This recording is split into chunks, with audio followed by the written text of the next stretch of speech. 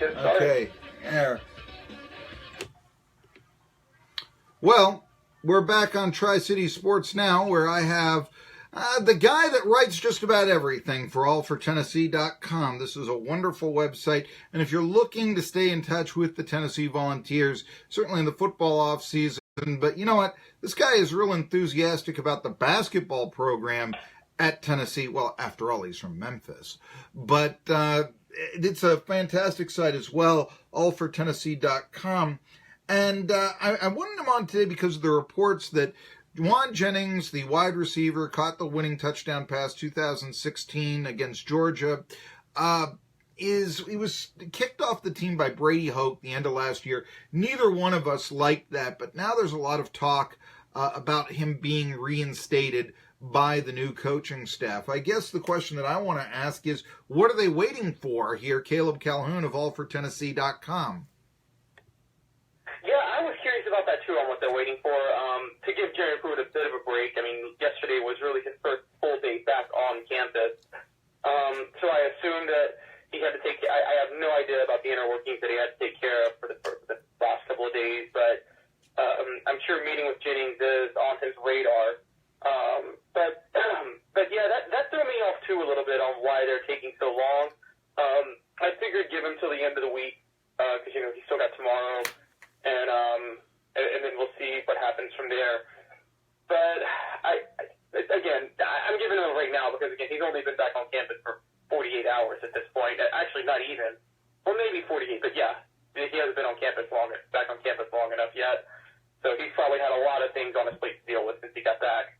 But I'm sure the meeting will come. And my guess is, gun to my head, I would assume he's going to reinstate Jennings. I mean, former meeting with Jennings, having Pruitt meet with Jennings, it seems like they want to meet with him. It seems like they want to reinstate him, but they don't want to. Maybe they don't want to look like they're the type of coaches that have no discipline whatsoever and no consequences, so they want to act like they're taking this seriously to the public. Well, I want to ask you, Caleb Calhoun, how beneficial do you think the reinstatement of Jennings to the team will be? I mean, yes, I saw him reach up, catch the bomb from Josh Dobbs 2 seasons ago, in Athens, Georgia. But at the same time, I'm not sure that this guy is the second coming of Carl Pickens. How important do you think it is to have Jennings back on the rebuilding Vols next year? I think he gives them a big advantage. If he's fully healthy now, again, missing all of last year due to injury before getting kicked off, you wonder how rusty he's going to be coming back. I remember Justin Hunter coming back from an injury in 2012, and he was just not the same Justin Hunter. And as a matter of fact, he hasn't been good in the NFL either. So, I mean, I see how a season-ending injury can really ruin you as a receiver, or any position for that matter. But so I'm not. I think in 2015, Jauan Jennings could be very beneficial. Pruitt's coming in. Me and you have talked about this. He has not inherited the situation that Kirby Smart did at Georgia, or even for that matter, Nick Saban at Alabama. When Nick Saban took over in 2007, Alabama still had Mike Schuler left him a few top 15 recruiting classes. Pruitt's inheriting a bit of a decimated roster. So, yeah, Jennings is not Carl Pickens, but he's a playmaker, and Pruitt's going to need all playmakers he can get. Well, I want to ask you about this. Who do you think right now is the front runner for the quarterback position? Do you think that it's absolutely going to be Guarantano, or would it be reopened here? Because really, it seemed like Dormandy lost his job more towards injury than anything else. And frankly, I wasn't tremendously impressed with either Guarantano or McBride. I've got to tell you, I do wonder about Guarantano's future at Tennessee because he was a Butch Jones guy. I mean, Butch Jones coached his father at Rutgers when Jones was an assistant there quarter century ago. Why does he come to Tennessee? It was because of Butch Jones. Well, Butch Jones is going to be coaching Knox Catholic, it looks like now. He's not going to be around that much more. Who do you think the quarterback is going to be opening day against West Virginia? Ahead of the curve, I'm with you. I actually think it'll be Quentin Dormandy. And I know a lot of people didn't like a few things about Dormandy. I loved his accuracy when I watched him play last year. He could have worked on his decision-making a little bit, but he only started for 5 games. And, I mean, I hadn't seen accuracy from a quarterback like that at Tennessee in a long time. And so I'm with you. I think it'll be Quentin Dormandy. And, Tyson Helton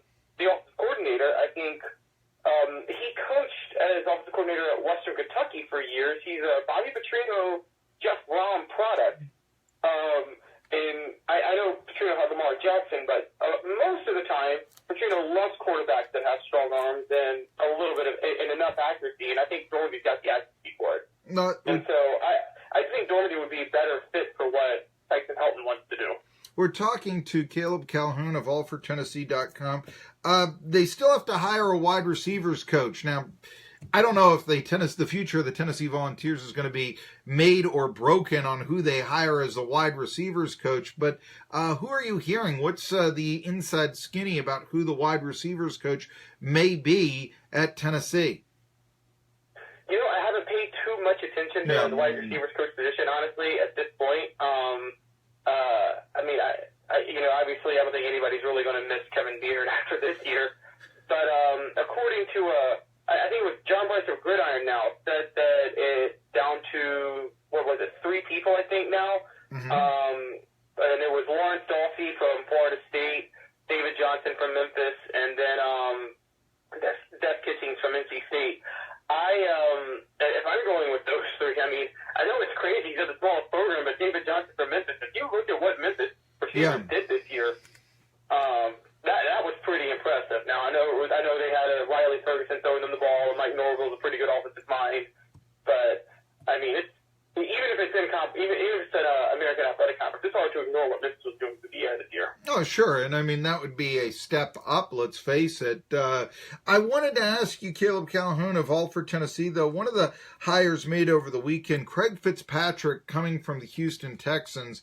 And, you know, injuries have been such a problem for Tennessee the last 2 years. I think they probably, are able to pick off a game or two if they're not so decimated last year by the people that they're missing. But Craig Fitzpatrick comes in.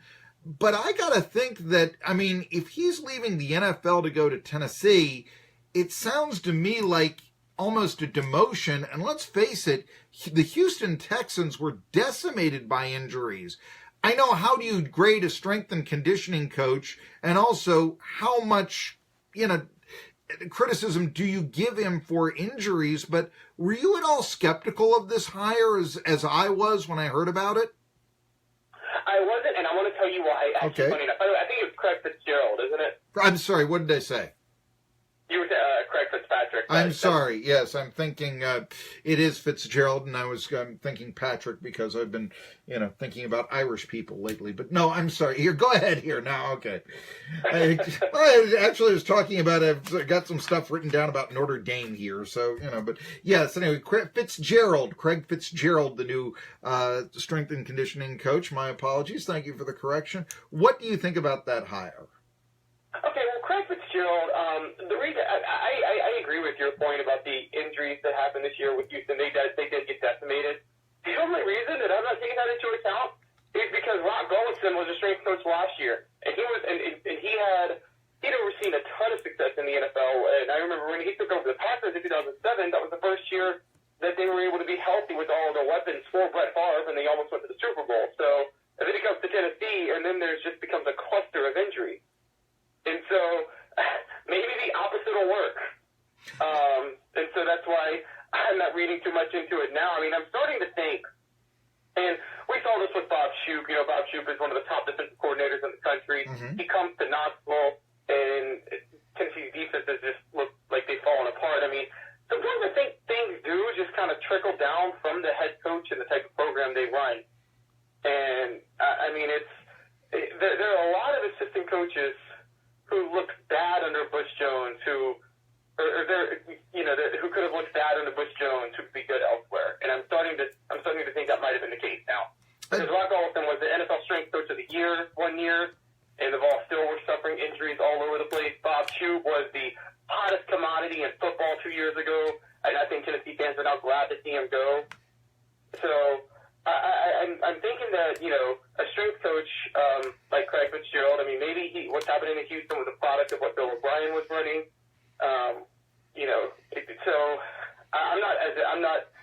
I don't think it's as much of a concern as, I'm not putting as much stock into it now as I did last year when Gullinson was hired. Well, Shoop is now at Mississippi State, and his Penn State teams and Vanderbilt teams certainly had good defenses, but Penn State was among the leaders in sacks on a team that had been pretty much hurt with probation.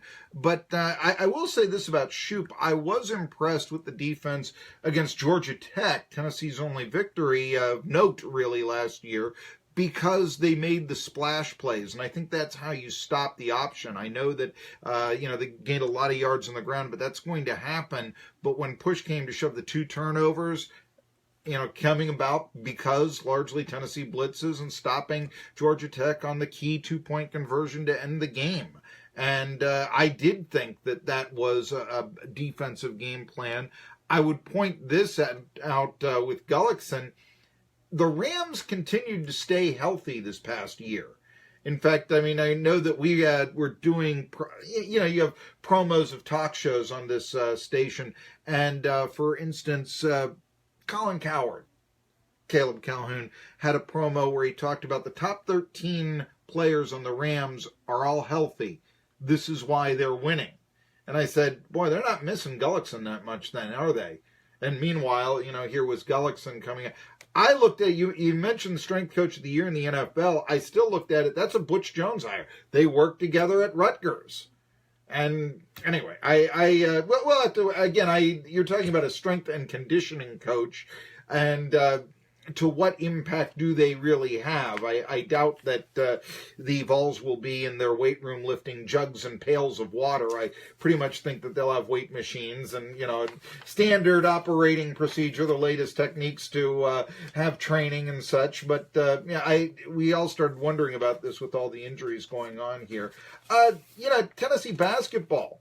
Now 2-2 in the SEC, started off 0-2, and with a bad start against Kentucky, I remember thinking at that time, oh boy, here it comes. Yeah, that 13th place selection in the SEC, that's going to come true. Instead, they go out, beat Kentucky, beat the other rival Vandy, still in the top 25. You're high on this basketball team. Why do you think that the Vols, Rick Barnes, was able to turn this around this past weekend and, again, come up with an upset and a victory against Vanderbilt this week? Well, I think people were overestimating some of the struggles that Tennessee basketball was having. I said from the start, this year, for Tennessee at the start of this year, the goal was always the NCAA tournament, or actually just being on the bubble until the end, because people forget. This is Barnes' third year, but he's got one senior on the team, and that senior is a graduate transfer in James Daniel, who was the leading scorer in the nation a couple years ago up here at Howard, funny enough. But he's coming off the bench now. Nobody else is a senior. They lost their top scorer from last year at Robert Hubbs. So while he's done a good job stacking the roster, developing it for the future, I still felt that this year there were going to be lots of ups and downs because of this reason. And then so they kind of they dropped one against North Carolina. They should have won, and then they dropped. But losing to North Carolina and Villanova, that's really nothing to be ashamed of. And then in SEC play, the first game was on the road at Arkansas. They had Arkansas beat, and people forget this. That game, that was one of those. This is something that hurts Tennessee when you play a type of game where. When you're playing a game with officials where they call everything, that's going to hurt Tennessee more than other teams because their bigs and Grant Williams and Admiral Schofield are going to get in foul trouble really, really fast. And both of them fouled out against Arkansas, and then Tennessee just had no chance. And then they hosted Auburn, and they overlooked Auburn, I'm pretty sure, but that's going to happen with the young team. And Auburn is a really good team. Bruce Pearl's work is finally paying off there. It took a little longer than people expected, but that team's on a roll. And so I didn't think really they had any bad losses. I think Tennessee fans were just in a little bit of a panic mode because I think Tennessee fans overset their expectations after the hot start to the season. Okay. And I said from the start that for this team, the goal was always try to make the NCAA tournament. And I think if you look at Tennessee standing right now, given their strength of schedule, given their number 2 strength of schedule and their RBI standing, they're firm. They have to work to play their way out of the NCAA tournament right now. I see. And I know you're up there in the Capitol, or Caleb Calhoun. Now, one story that I saw that came out was, the Dre Bulls situation continues to make news. A.J. Johnson, Michael Williams, the Tennessee football players, will be tried together when they face their rape charges. The trial date is set for July 16th. To be honest with you, when this all broke down in 2015, when this news came out, I remember thinking at that time, you know what? I think you ought to fire Butch Jones with the allegations of what was coming out, allegedly calling, Dre Bulls a traitor for coming to the aid of the woman, all this. I know that, it's his word against theirs and all that, but it was just an ugly situation, and just, that would have been some sort of closure at the time to the entire situation. That would have been, somewhat making it right, if you will. Now, didn't do that. But what I want to ask you about is that, why do you think there's been so much time that's gone by before these two people are going to stand trial? It's going to be almost 3.5 years after their alleged crime, and it really has somewhat been forgotten about at this point. They're actually going to have one trial for the two people because there's been so much time. The witnesses are scattered. Anyway, why do you think, do you have any opinion why there's been so much time to try Johnson and Williams? I was wondering the same thing, and honestly, this is an argument people can make against the American justice system in a lot of ways. There are people in New York, there's somebody who's sat in jail for, must have been 4 years, because he was on trial for stealing a backpack, and it turned out he was innocent. Mm-hmm. And I'm thinking, with somebody like A.J. Johnson, look, I'm with you. It's a little more he said, she said. I'm not going to cast aspersions on him being guilty or her being, or her lying or anybody or anything like that. But what I would say is, if hypothetically he's innocent, because again, we have to take this to court and see it. Well, what if it turns out he is innocent and he's had his whole football career railroaded? You know what I mean? Because of a trial that did not take long, that took way too long. And the again, with Butch Jones, with respect to the Dre Ball situation, I don't know. That was hard to say that we should have fired, that Tennessee should have fired Butch Jones over that, because again, it was he said, she said. You could feasibly make the argument that Dre Bulls had an axe to grind after leaving the program. That's the same way with. It reminded me of the whole Peyton Manning mooing incident, where Malcolm Gladwell, the teammate, corroborated his story in '96, but then in 2003, during the second lawsuit, changed and flat out denied that Manning said anything of that, and that somehow became the one that stuck. But my argument was always, well, Malcolm Gladwell kind of left the program. There's a chance he had an axe to grind against the school after that. And there's also the idea that, that sort of thing where, Jones allegedly calling Bulls a traitor, that, oh no, you're not going with us here. You could make that flip side argument too. I guess where I look at this is I sort of look at, like Penn State, and, he said, she said, when Paterno was fired, Sandusky hadn't gone to trial yet. He had been charged. But, one might make the same argument there. I don't know how valid that would be. it was such an ugly situation. You had the cops calling Jones first, and you were like, what is going on here? And I just, it seemed to me, and this, Caleb Calhoun of allfortennessee.com, I felt that the whole 16 coaches up to the podium was something of a dog and pony show to say nothing to see here, and a PR effort to try and keep, recruiting for female athletes on a positive note at Tennessee. And, that was my take on that. Now, I don't know. I just, if it was up to me at that time, I would have let Jones go, had a caretaker to the program that year. And I think that the reason why he may have stayed on as coach was, let's face it, the Vols were the favorite in the SEC East in 2015.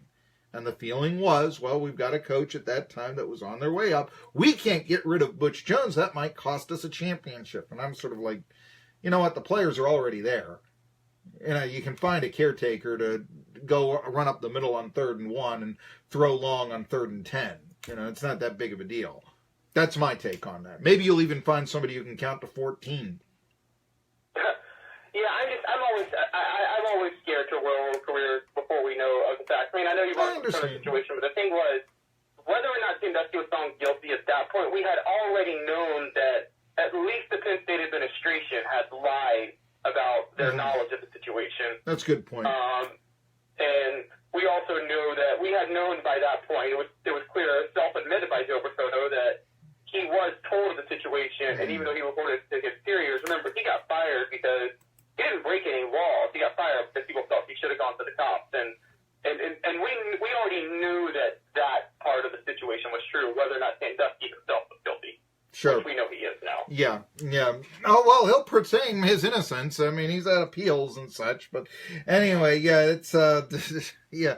Hey, one thing that I would look at that entire situation, though, is I look at, Butch Jones' name came up for the Arizona job. And what it turned out, the athletic director at Arizona right now used to be Butch Jones, athletic director at Central Michigan. And you started saying, yeah, that kind of makes a little bit of sense. But then when a search firm was hired, I knew, no, there's no way a search firm with whatever happened with Dre Bowles is going to recommend Butch Jones when there are other viable coaches out there. There's just no way that's going to happen. And I knew then, Jones is now not considered to be a candidate for Arizona. And I think that that's got to be a large reason why. Especially, and let's face it, I mean, they just fired Rich Rodriguez. I mean, with Butch Jones, they're just getting another Rich Rodriguez, the guy from that coaching tree. Yeah, that's true. That's true. But when one's athletic director, I mean, you're looking at a guy, hey, he won here at Central Michigan. I remember that. How can you get rid of a guy for one bad year after consecutive 9-4 seasons? I mean, that's got to be, what an athletic director who may like someone would think about. Well, the name did come up, but you knew that a search firm was not going to hire Jones, probably because of his past. Let's face it. And I think that that's a little bit more damning than, say, the quote of a 5-star heart in a press conference, to be brutally honest with you here. Now, the idea that I do think when you consider that under Butch Jones, so many injuries and the misreporting of injuries that came out, Jalen Hurd, lower body injury. No, it's an upper body injury. And then the parents come out and say it's a concussion. Yeah, either the training staff is so incompetent they can't tell a sprained ankle from a concussion, or someone is lying. And that's, I agree. And a search firm isn't going to like that either on a guy's record. So, we'll see what goes on there. Also, Butch Jones' history of shopping himself around, and that probably doesn't play well. I mean, remember, I don't think anybody believes him that he just turned down the Colorado job a few years ago out of his heart and then happened to find the Tennessee job. He was shopping himself around at that point. And I know everybody knew it. I know a lot of Cincinnati fans, and I understand Tennessee is higher up on the, hierarchy than Cincinnati, but at the time something was going on, that was good in Cincinnati. They were going to major bowl games. They were winning conference championships and 10 victories. And so, but when he went to Tennessee, the same kind of allegations were made by the Cincinnati faithful. And you can even read old columns about it in the Inquirer and such. He did not leave Cincinnati on the best of terms either. Anyway, Caleb Calhoun, what's coming up in allfortennessee.com? Well, we got a little more football stuff. We're going to have a way too early prediction for next year's games tomorrow.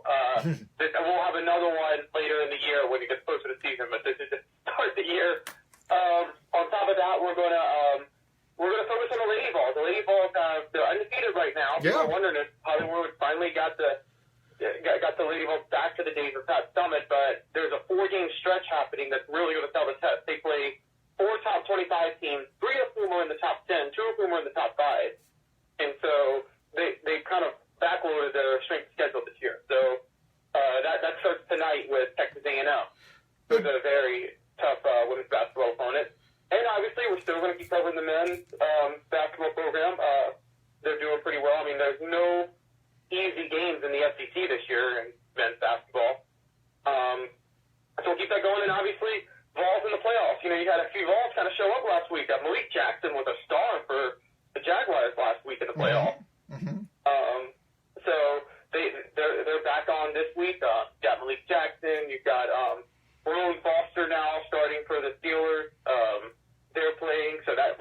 odds on them and what they're doing as well.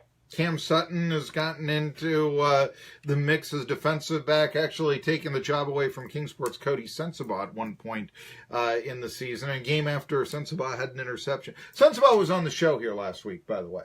We've had 4,000 people watch the interview on our Facebook page, by the way. So there you go. Anyway, Caleb Calhoun, I will be putting this in interview, and I'll be sending it to you so you can put it up on the allfortennessee.com social media page as well. But it's always a pleasure, so let's stay in touch a bit here. Tri-City Sports Now, we're going to come back here a little bit. You're going to be looking at the Lady Vols. I'm actually going to be covering, yes, you heard me, covering UNCG at ETSU for Greensboro.com, and I will tell you a little bit more about that ball game coming up. First place in the Southern Conference at stake when we return on Tri-City Sports Now.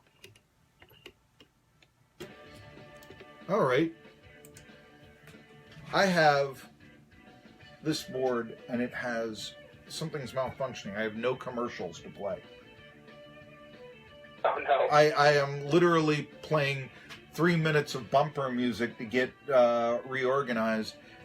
And okay, here.